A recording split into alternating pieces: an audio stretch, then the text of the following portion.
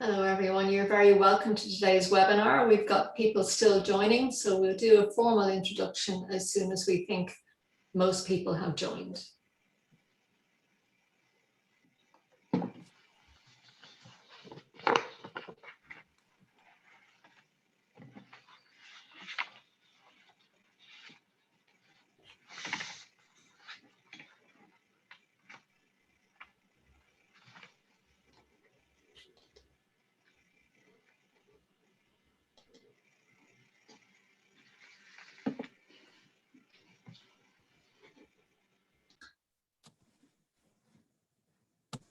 Good afternoon, everyone. My name is Grace Mulcahy and I'm chair of the UCD Widening Participation Committee. It's my pleasure to introduce briefly today's webinar, which is called Beyond Compliance, Embedding Accessibility and Creation Community through Inclusive Design of the Built Environment. As those of you who've attended Access and Lifelong Learning events in the past may know, this is normally around the time we have our annual Access Symposium. We also have a series of webinars ongoing at the moment, which are designated our University for All webinars, and this is the second of those in the series. It's really timely since I think we've all been missing what our built environment and our beautiful campus in UCD has to offer this year. And I think as we look forward to a more inclusive access to our campus come September, it's really appropriate, I think, that we look at how our built environment can work to embed accessibility and indeed enable our University for All initiative. So the running order for today's webinar will be on the screen as it is in the moment. We're starting off by Dr. Anna Kelly, Director of UCD Access and Lifelong Learning, who will talk about the built environment in the context of creating a University for All, which UCD certainly aspires to do. Following up then, we'll have Tadhg Corcoran, Director of UCD Estate Services, talking about the UCD campus, its strategy and universal design, implementing a university design approach moving beyond compliance. Fiona Sweeney, Head of Outreach at UCD Access and Lifelong Learning, will tell us about the collaborative projects between UCD Estates and Access and Lifelong Learning, which are ongoing. And Tina Lowe, Campus Accessibility Officer, UCD Access and Lifelong Learning, will talk about engagement and transition under this heading also. Very pleased then to have guests speakers today, Gopal, Naidoo, Director of RKD Architects, and Eoin, Managing Director, OHAC Access Consultancy. We follow up then with a summary, lessons learned and next steps. And we hope again, as with all of our webinars, that it will be an interactive one and there will be ample opportunity for questions and answers to our panel. So once again, welcome to everybody to the webinar today, our guests from UCD and outside UCD. I think it'll be a very productive and interesting session, and I'll hand over now to Anna Kelly to take us through the next steps of the agenda. Thanks, everyone. Thank you, Grace. Good morning, everybody. Welcome, 100,000 welcomes to everybody, and we're thrilled that so many people could join us here this morning. We're particularly thrilled to see some friends and colleagues from across the education sector and with us today, and you have been with us before, so we're delighted to see you return. We're also very, very pleased to welcome the first-time attenders, those who have chosen to come to this seminar this morning and hear about a University for All, and particularly the built environment. So Céid Míle Fáilte to each and every one of you. The University for All, some of you obviously are well aware and have heard about this initiative, others may not. But so I'm going to over a very short presentation set the context for the wider seminar. University for All is a strategic initiative that UCD has put in place. It's a whole institution initiative, and it's built on some very important platforms. And the first platform is the university set ourselves a vision. And our vision is that all students, regardless of their background, regardless of their circumstances, feel that they belong. They belong in UCD, they're welcome in UCD, they're valued in UCD, and as such that they can participate and achieve and succeed their educational and personal goals and dreams and ambitions. So that's the clear vision we have set for ourselves. We also built this University for All initiative, strategic initiative, on the platform of evidence. And we surveyed the students and the staff last June. It's baseline information. And we had a very, very good response. We had 2,867 students, 368 staff. Interestingly, of the students who responded, only 18% of them had a link to access services. So the vast majority of students did not have a link to access services. I suppose in terms of bringing that concept, University for All, to life, we built it very firmly on realizing that concept. And when we looked out there, there was nothing there was nothing to guide us. So my colleague, Dr. Lisa Padden, and I set to on, in effect, writing the book. So we wrote the toolkit on how to achieve the institutional transformational change that is University for All. And we particularly geared on 4 pillars. We are going to concentrate for the next hour on the built environment, but the other pillars are equally important, which are discussed in other seminars: the teaching and curriculum and learning, and the student supports and services, and the IT environment, and obviously the policy underpinning approach. So if you care to look at the toolkit, you will see how we have suggested it be done. I suppose to give you a flavour of the baseline information we got, and we have a lot of information which we are working on collating and intend publishing later on in the year. But one of the questions that we asked of students was, in their experience, to consider UCD's physical campus and how inclusive it is to all students. And we were very pleased, understandably, that almost 3/4 of our students either strongly agreed with that statement.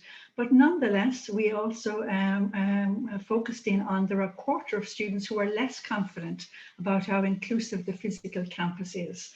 So that was the foundation, I suppose, for our work, which Tadhg and colleagues are going to explain to you today.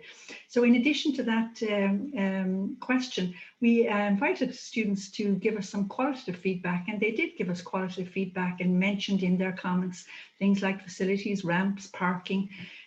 Tadhg and his colleagues will discuss those aspects. They discussed wayfinding, on-campus accommodation, refurbishment, and inclusive transport options. But I suppose to enhance your understanding, we have pulled out 3 quotes, and we have myriad quotes which we could pull out. But these give a flavour of the thinking of the students who responded. So one student said there are excellent facilities amongst UCD, lots of outdoor as well as indoor grounds to exercise and relax with friends, which are easily accessible. Another said there are many lifts and ramps for students who use wheelchairs, as well as buttons to open doors. A contrary view was also put forward. Some student who labelled themselves as a student with ASD said, "I found the noise and crowds between classes very difficult to manage." Though a positive effect of the pandemic, as Grace has alluded to, is the change that this may bring. And one-way system on the stairs may be helpful, as would automatic sliding doors. So there's very rich information in there that helped us to build our strategic approach to the built campus. If you want to get further information, we have developed a website called University for All, and we clearly have a resource hub there which outlines all of the resources which we have developed and are developing. The project team leading on University for All is my colleague Lisa and my colleague Dr. Barbara Fleming. So we would be delighted to hear from you. And without further ado, I have great pleasure in handing over to Tadhg Corcoran, the Director of Estates in UCD. Thank you very much, Anne, and good morning to everybody. I think I'm about to share a screen, and hopefully I am. There we go. Is that visible to everybody? I just maybe start off with one small thing, which is to let people know that there is a closed captions options available for today's seminar, which is available on your Zoom menu, I think on the right-hand side, certainly on mine. I think so if people would like access to a live captioning service there. And first of all, to say thank you very much, Anna, for inviting us in the States to participate in this seminar series, and we're delighted to be here. I will just to say, I know Grace has already introduced it, but I think we just to say that we're between Fiona and Tina and Eoin, Gopal and Tom were our fellow speakers and collaborators. We'll try and give you a sense and a flavour as how we are embedding accessibility into the built environment in UCD, and hopefully you'll get an understanding of our approach in doing that.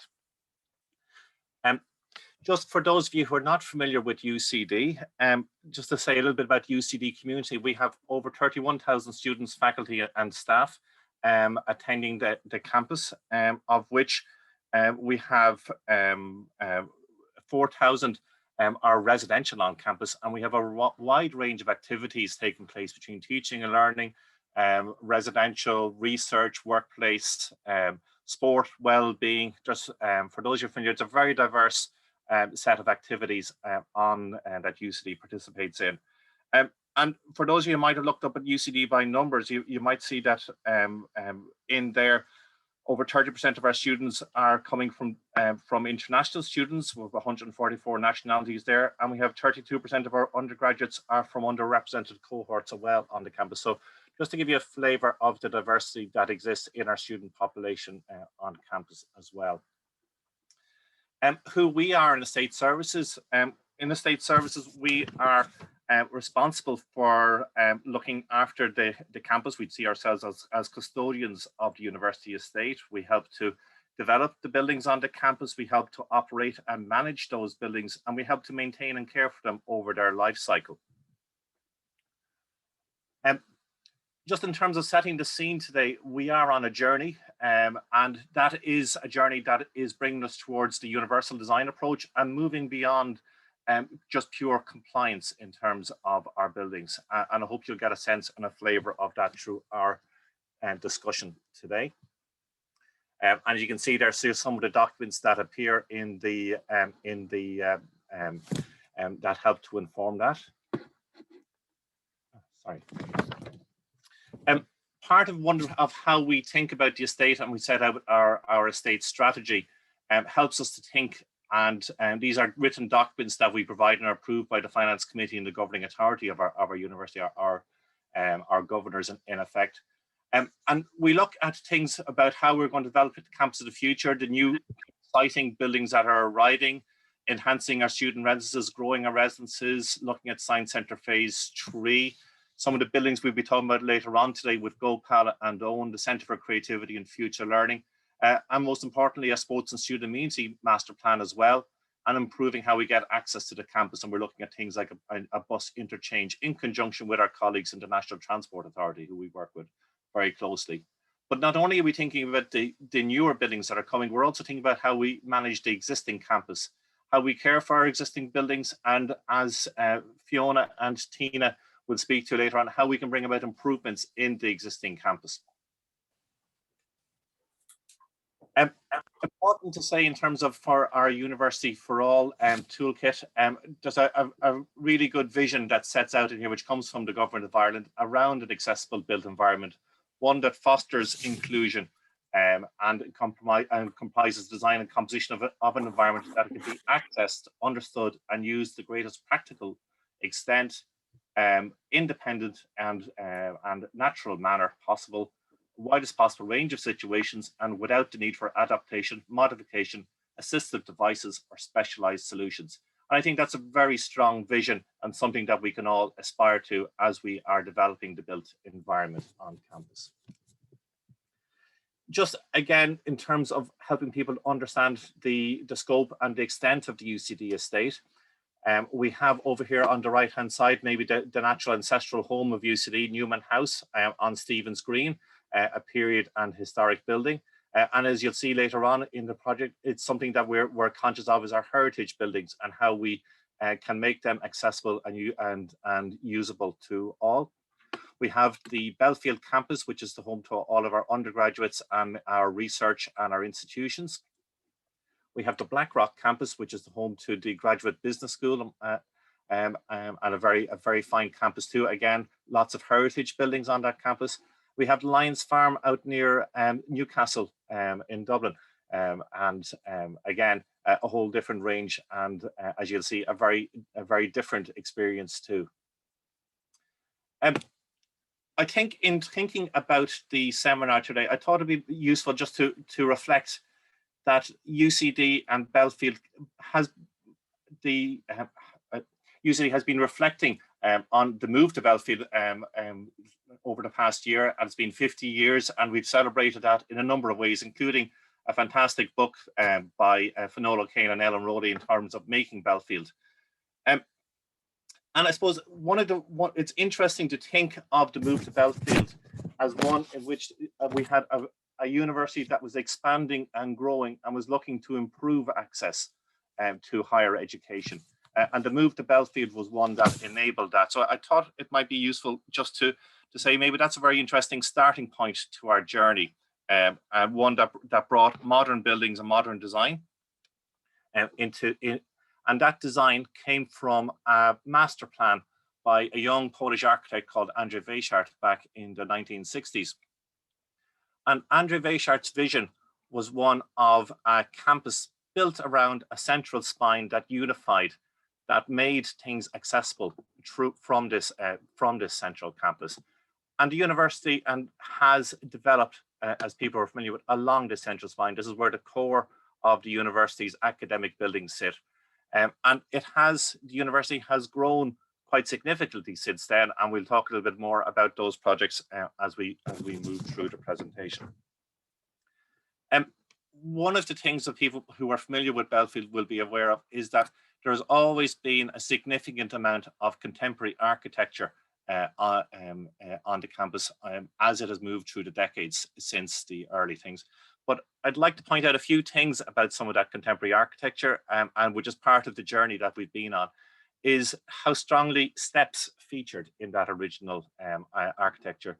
The entrances to the original buildings all were largely placed up at podium levels, which were accessed through steps. And that existed not just in the buildings, but also in the landscaping itself, how the transitions in landscaping were handled. And that continued right up until the 1980s. Here's the sports center here, access through steps, and even the engineering and architecture, the engineering and material science center was also accessed by steps. But we have moved on in terms of our architecture and how we think of it. In 2013, the Student Center, a wonderful addition to the campus, home to the fitness center, swimming pool, and other wonderful student amenities. That design for that won the RAI Universal Design Award in 2013. And it's a fantastic example as to how universal access has been incorporated into the building. And I'd also say, if we look at our more recent projects, more recent than that, here is an example of the Newman house building that I referred to in some of the earlier slides. And that has recently been refurbished to bring the Aula Maxima into use as an exhibition for the Museum of Literature in Ireland. But one of the main moves that the architects brought to play in that was this introduction of an accessible stairwell, including a lift here, that links all the various different levels in this building and ensures that all the visitors have as much access to the original house and buildings as part of that tour. And I think that's a fantastic example as to how our architects and designers have worked to improve accessibility into some of our more challenging and heritage buildings. Equally, around the slide here, you can see the Confucius Institute for Ireland, the club, the recently completed Moore Wing to the Queen's School of Business, and the refurbishment of the east and courtyard of Merville House Nova, which was largely inaccessible and poor condition, and being replaced with modern buildings that links, again, the old buildings with the newer buildings and create these new improved access and brings the older buildings back to life. So without much further ado, I'm going to invite in our case studies. Case study number one is being provided by Fiona and Tina, which will look at the existing, how we work with the existing campus, and in particular around the accessory sensory trail. And shortly after that, we will get to case study two, which Gopal and Eoin will talk about how they've embedded principles of universal access into the future campus building, which is one of our exciting new projects which are yet to come. And I'll stop sharing at that.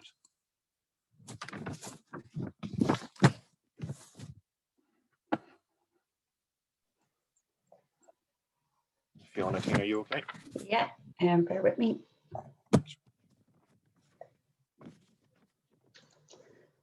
Sorry.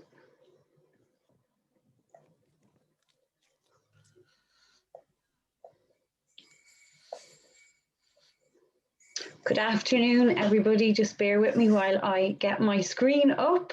Thank you, Tadhg.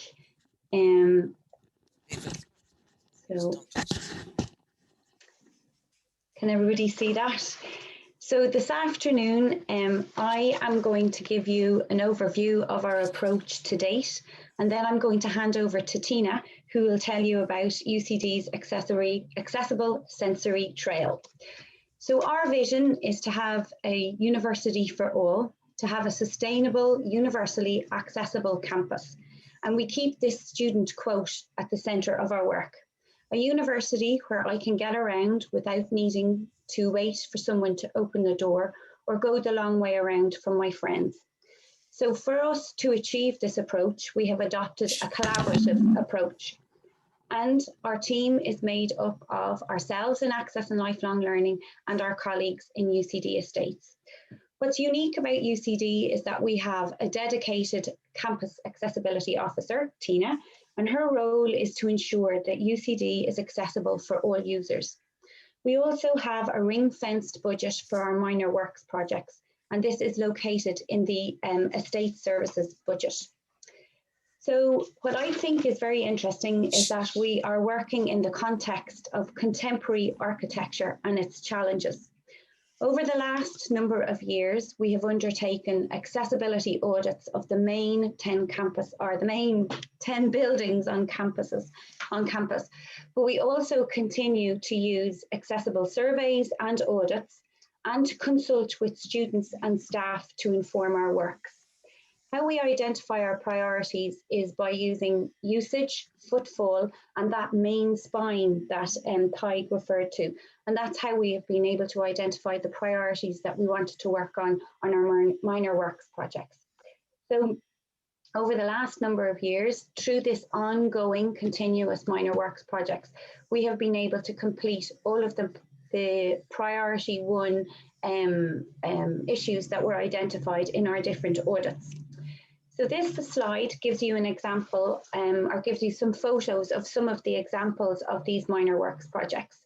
So these have included automatic doors in the various buildings around campus, manifestations which are markings on glass for contrast, nosings on steps, accessible wayfindings which would include ramps and tactile paving, accessible parking and access to these parking places, accessible bathrooms, changing places, our accessible signage strategy, which is using uniform wayfinding and signage in the various buildings, using universally designed or universally recognized symbols, braille and tactile and color contrasts so that all people could use them.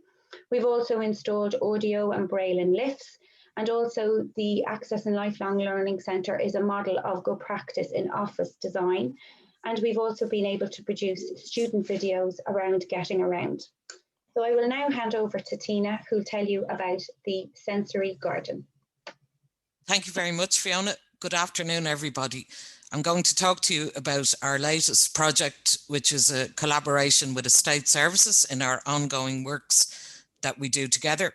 So this is an accessible sensory trail, which we have termed sensory places and spaces. So the reason why we chose this is nothing to do with the pandemic, although it's very good timing. We chose this 2 years ago, and together with the landscape people in estate services, we talked about setting out a sensory garden. So what is a sensory garden? A sensory garden is an accessible and enjoyable space for everybody, including people with disabilities, to enjoy at the same time. It taps into our 5 senses, so it will contain sensory plants, vegetables, herbs, tactile markings, a lovely surface to walk in and out of, wheelchair accessible height seating and trees, and basically it provides a quiet space. So as UCD, as Tadhg has said, UCD is spread out over 360 acres, and dating back to the 17th century until now, we have a massive difference of areas that we can use. So it was a brilliant idea, and it was suggested to us by the landscape people in the States that instead of building one area, we could join up what we have, use what we have in UCD. So we decided to use 15 spaces on the campus, all joined up, and what we've done is turned it into a quadrant. So in the next few slides, I can discuss what our pilot project is, which we're working on at the moment, very happily with estate services. So what it is we're starting off with what we call the chess garden, and this is based very near the central spine of the campus, very near the James Joyce Library building and the O'Brien Science Centre. This is a beautiful garden which has life-style chess pieces, 2 tables with chess boards built into them, and seating, wheelchair accessible height seating. So it's a beautiful quiet space. It's actually being enjoyed by a lot of people now, which is really good to see. So so this area is the first in the quadrant. The next space, which it's located beside the lake, so as well as getting the beautiful sense of the chess pieces, you also hear water, the wildlife, the ducks, the swans. So moving down from there is a second area in this, which is called the Lady at the Lake. This is located right beside the lake, right beside the O'Reilly Hall, near the President's Clubhouse, and down from the main area, that would pedestrianised area in UCD. So the Lady at the Lake, beside there, what we're going to place is a small seating area, single seating, because we've done our research into this, and we want to try and provide quiet spaces for everybody. So wheelchair height single seating areas surrounded by sensory plants, possibly bamboo, because it provides the wind sound as well. Okay, and then that'll be side, you'll get the water, the bird song and the trees, and it's actually very secluded, even though it's a very busy area. Then the next area is the vegetable garden, which was built by students 2 years ago. In this area, it's a raised bedding, wheelchair height. And what we're going to do here is replace it with more and more herbs, sensory plants, okay, and vegetation. Then our last area in this quadrant, which will contain the 15 areas in between each of these quadrants spaces, is what's termed as the wild meadow. Now, this is a beautiful area that is a little bit off behind the Conway Institute, quite near the N11, but it is really secluded. It contains lots of different grasses, including bluegrass, which grows quite tall. It contains wildlife, insects, birds for pollination. To make it accessible, we're going to place a tactile marked paving through this area so people can get to it and be seated or stand or walk through the grasses and enjoy the quiet spaces. So that's the idea of the sensory spaces and places. And just to give you a bit of background why we've also chosen this, is it not only helps our students with neurodiversity, but it helps everybody else, because it is a university for all, but it's also based in the Japanese 1980s therapeutic preventative medicine, which is known as Shinrin Yoku, which means forest bathing. And that's the whole concept of enjoying our natural surroundings, including biodiversity and sustainability. And it's about including everybody, but it's also tapping into natural resources that will help us all. And hopefully it's actually excellent timing. And I think that when we all return to campus in whatever way we do, we can hopefully enjoy these areas. So thank you very much. I'll now hand you over to one of our guest speakers, Gopal Naidoo, who is the director of RKD Architects. So thank you very much. Thanks, Gina. I'm just going to share my screen.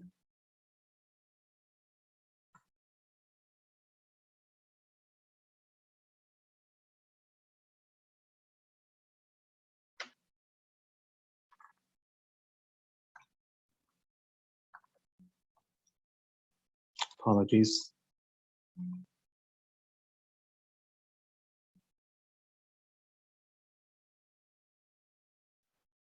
Sorry, I seem to be having a bit of an issue with this. Just bear with me 1 second, please.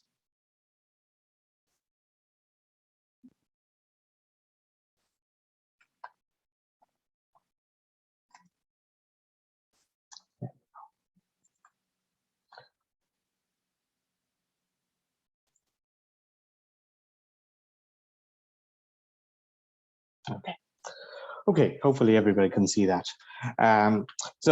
As per the introduction there, my name is Gopal Naidoo. I'm a director of RKD Architects in Dublin. We are a firm of architects based in Dublin, but working across Europe. We deliver a range of services, including master planning, project management, interior design, sustainability, building certification, etc. And these services are provided over a range of sectors, from large data centers and critical infrastructure projects to commercial office, universities, hospitals, and housing. So we have quite a broad range of experience. Since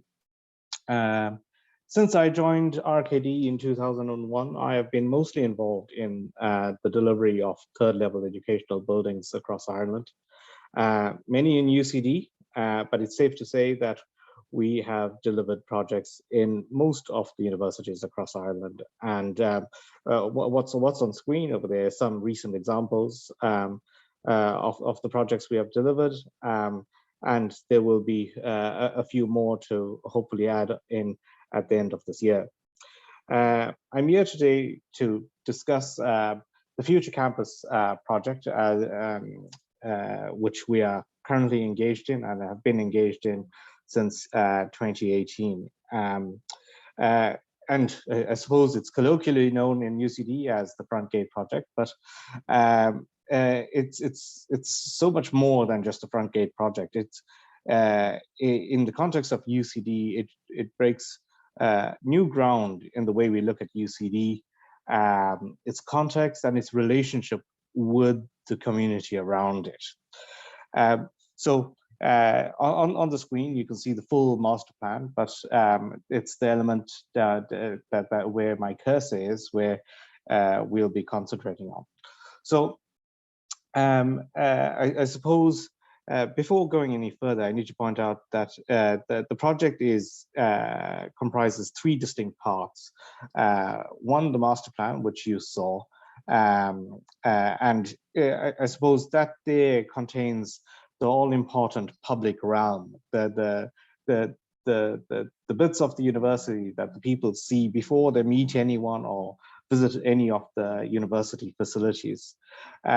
Second part is the Center for Creativity, and the third part is the Center for Learning. Okay, so the Center for Learning is RKD designed building, a state-of-the-art teaching and learning facility.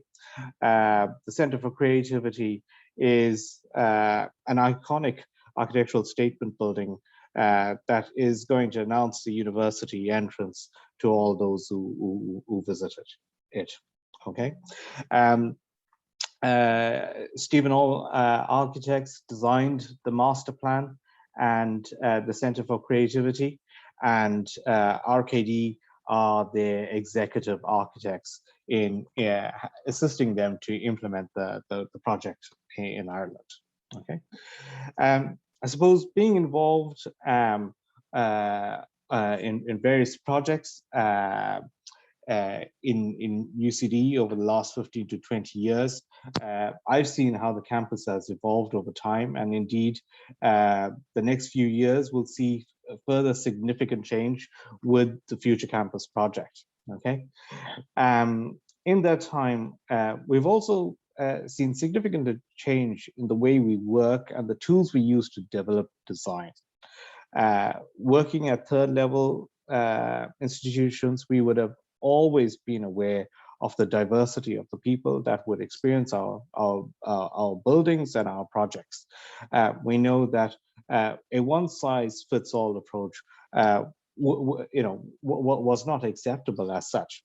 So when Tadhg raised the idea of putting together a documented process of inclusive design and universal access. It was a challenge that we openly welcomed as a wider team. Okay.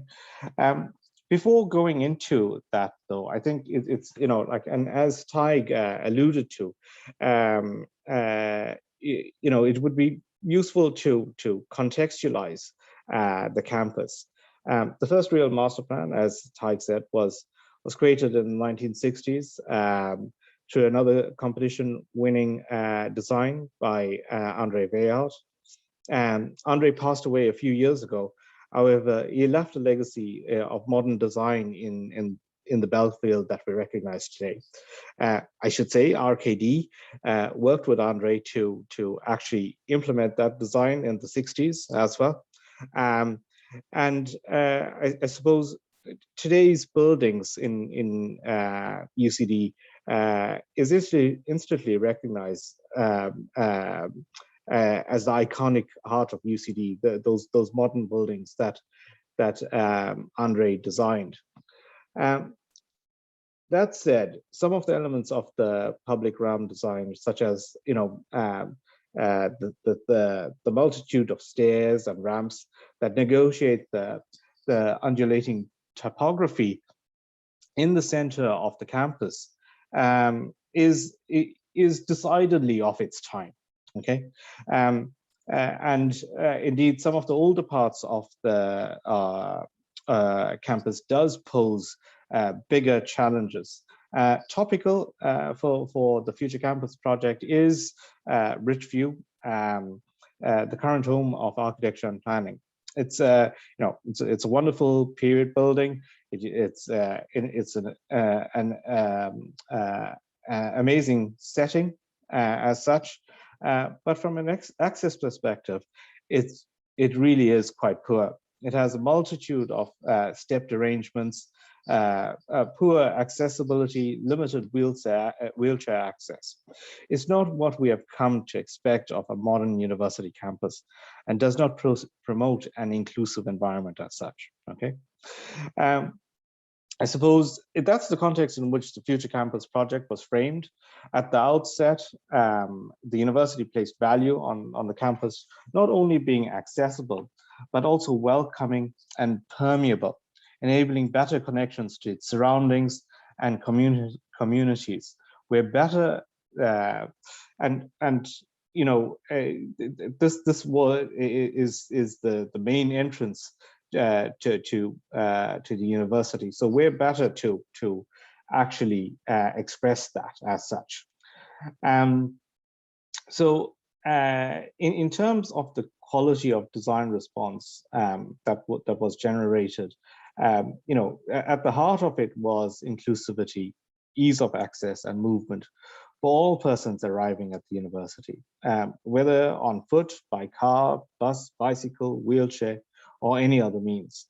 The arrival point into the university, I suppose, what I've shown over there on the screen is the main kind of access routes that we've been creating. But the arrival point at the Tadhg interchange is quite a low point in the university relative to the main university buildings as such. And the university, there's a rise of approximately about 7 meters between that arrival point and your landing point at Ardmore House, the TNE building, and the Daedalus building. So it's in actually responding to that there.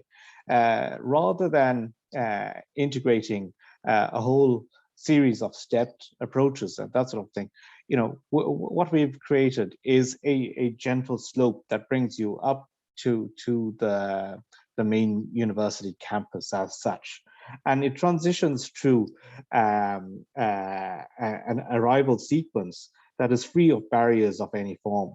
It is set in an active public realm. In the arrival plaza that is bounded by the Center for Creativity, and then Ardmore Quad, which is bounded by the Center for Creativity, the outline over there of the Center for Learning in the background, and Ardmore House. And I suppose the public realm in this instance is designed to engage you from the moment you arrive and actually bring you effortlessly through into the university's core as such. Okay. In order to arrive at this point, we worked hard to achieve the design. It took endless modeling and review and design options to arrive at a solution that I suppose looks obvious at this stage. We reviewed the UCD toolkit for inclusive higher education institutions, and in conjunction with Eoin O'Hurley, was speaking after this, we formulated the key criterion to measure our design by and implement a process of design review that was formulated to improve design review outcomes and hone the response. The result to the public realm included, I suppose, obvious things, but done well. Appropriate lighting, inclusive signage strategy, rest stops along quite a long path, appropriate seating associated with that, vehicular set down that is close to the front of the building, that you can actually bring vehicles close into the front of the building, and finishes to suit visually impaired persons, etc. Overall, it was a more responsive design, catering for a more diverse group of users, and quite successful at that. The buildings themselves, the Center for Creativity and the Center for Learning, went through a similar process of design development and review, ultimately addressing issues as varied as covered entrance ways to protect you as you enter the building, automated doors, the provision of a range of seating types for different users, better than Part M stair design. So there's lots of stairs internal to buildings, but we didn't just work to the regulations as such. We went further than the regulations. A range of different space types and furniture that would cater for a wide range of people. In the actual lecture theatre, there's a range of wheelchair options, not just to the front of the theatre. I suppose more significant changes included the incorporation of gender-neutral toilets, quiet areas, family rooms, scooter parking and charging points, adult-assisted changing areas. This is in addition to the basic level of inclusion that with respect to signage, wayfinding, hearing announcements, and the like. Now, the process we implemented helped to shape the design and the design response. It was by no means a silver bullet. It took time and effort and engagement between the design team and user representatives and estates to arrive at a suitable response. Importantly, it also impacted on space and the use of space, which is an important factor to any future project and brief.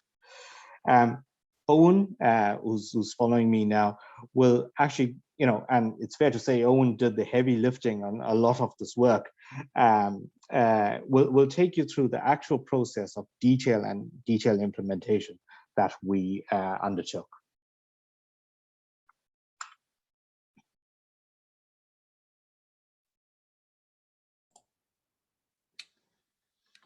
Thanks, Gopal. I'll just share my screen there.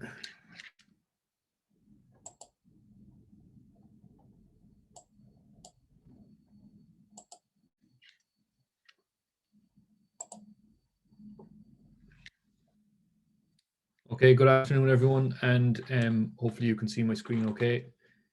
So just to continue on from what Gopal has said, I'm just going to try and give an outline of how we engaged with the design team and UCD for a collaborative approach to ensuring that universal design is incorporated within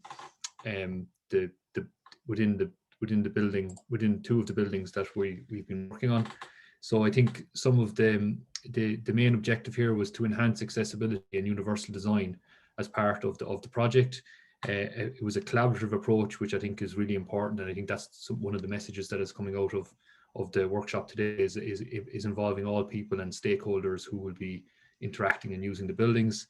And as Tadhg has and various speakers have mentioned, it's about creating a university for all people, regardless of their age, their size, or their ability, and that's really important.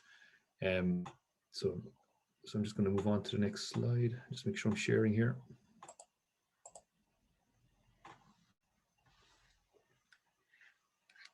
Sorry, just 2 seconds.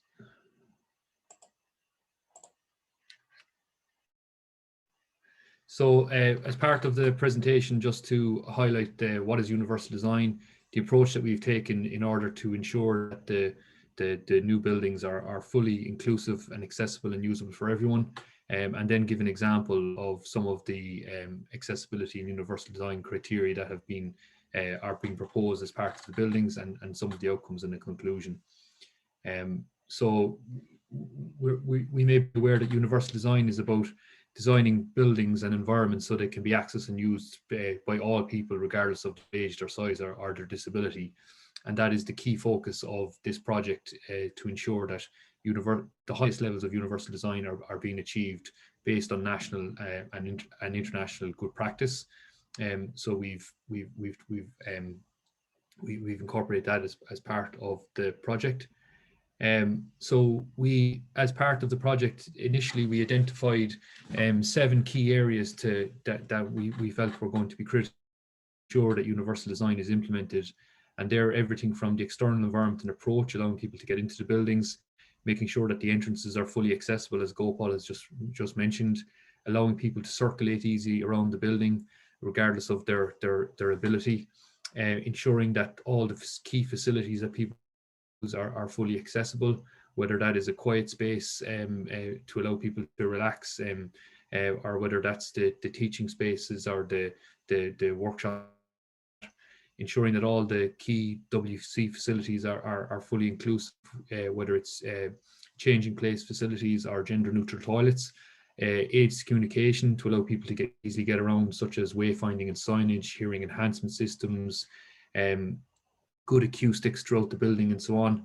And then ensuring that the building is designed to allow for safe evacuation and egress.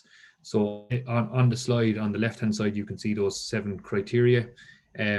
And then on the right hand side, we can see just some of the that we identified as being good practice to ensure that the building meets the highest levels of standards. So we identified things like dog spending areas, scooter charging points, making sure that doors are being held open in circulation routes to allow people to get around easily, or alternatively automating doors with circulation routes so that allow ease of access for people with reduced mobility, sensor taps to ensure that you know that they're easy to use in toilets, the gender neutral facilities, autism friendly spaces, needs of people with various neurodiversity issues have been addressed, wayfinding and signage to the highest levels of accessibility, not just minimum requirements set out in building regulations and so on. So I suppose just to kind of, this slide is just highlighting just the key criteria that we hope to address, that we have addressed as part of the project. So just to outline the approach that we took. So we were looking at 2 buildings, the Centre for Creativity and the Centre for Future Learning. So as part of the process, we did initial presentations with the design team to create an awareness about what is universal design and what are areas that need to be addressed as part of the project. And then the second part of the project was to review both national and international good practice to ensure that we incorporated universal design to the highest level. So we spent a bit of time researching both national and international good practice, and I'll show you that in the next slide. And then we developed a checklist for UCD, so a template document which would allow UCD to and the design team to benchmark, allow them to benchmark how universal design would be incorporated as part of the project.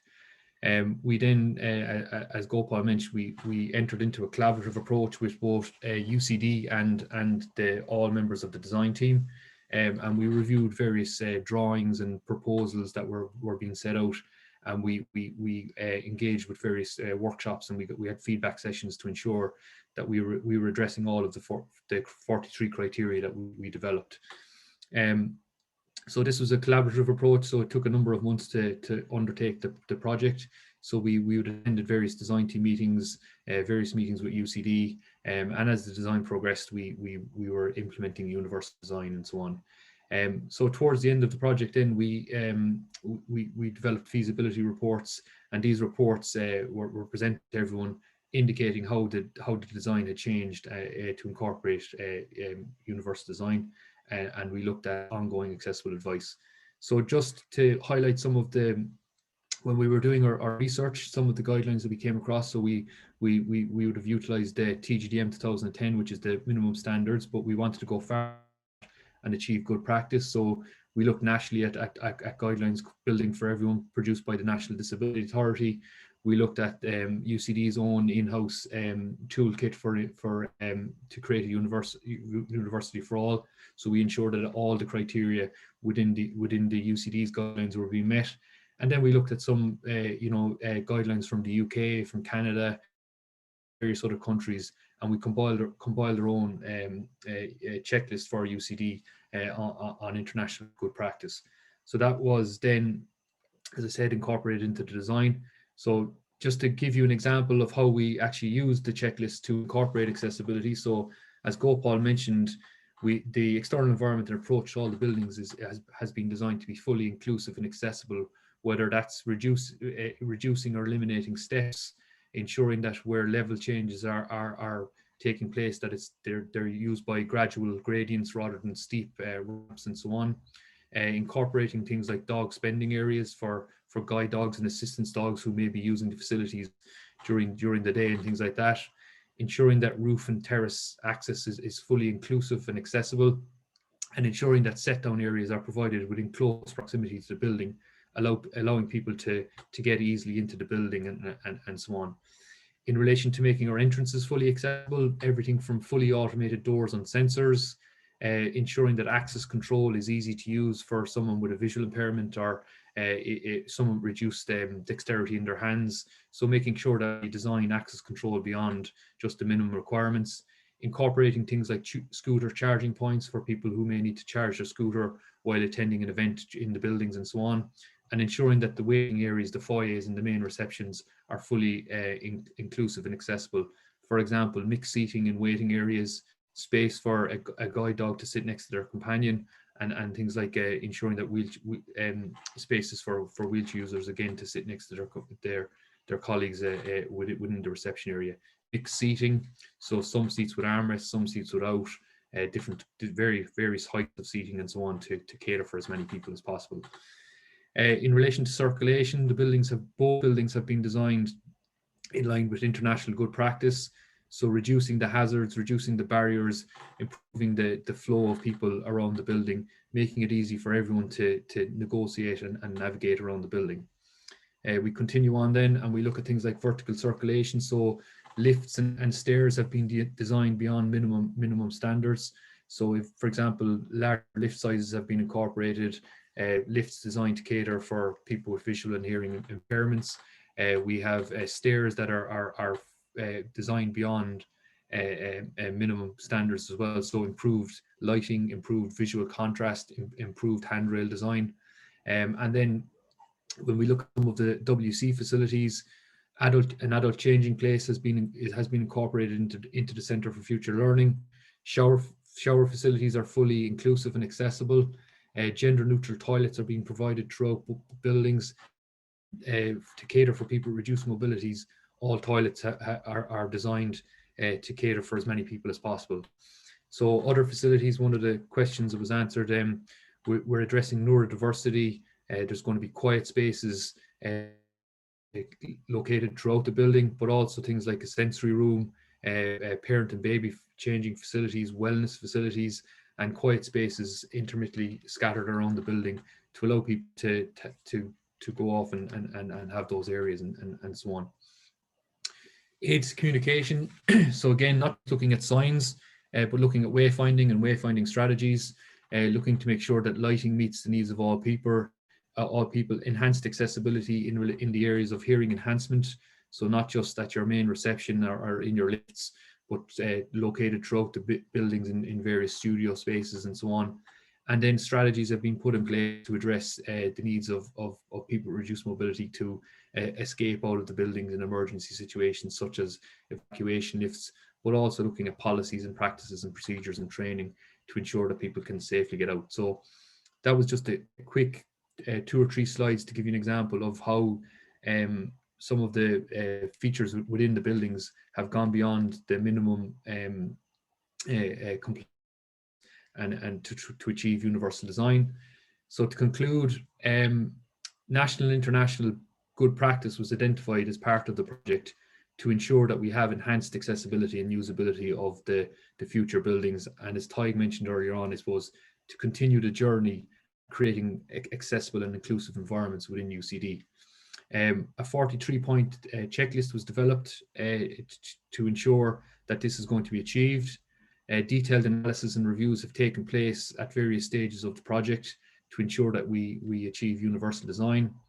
The design will meet and go beyond the UCD accessibility in relation to the built environment pillar.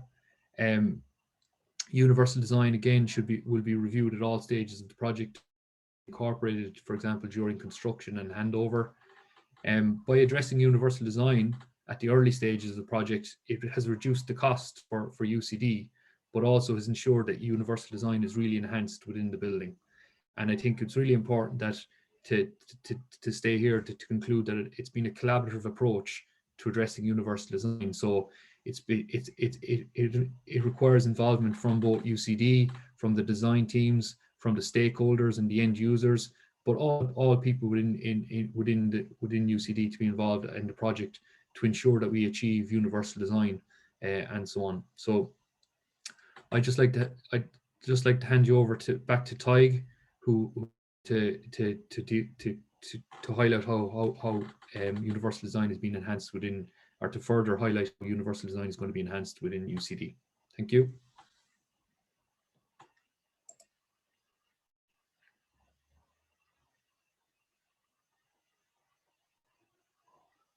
Thanks very much, Eoin and Gopal and Tina and Fiona for your wonderful presentations.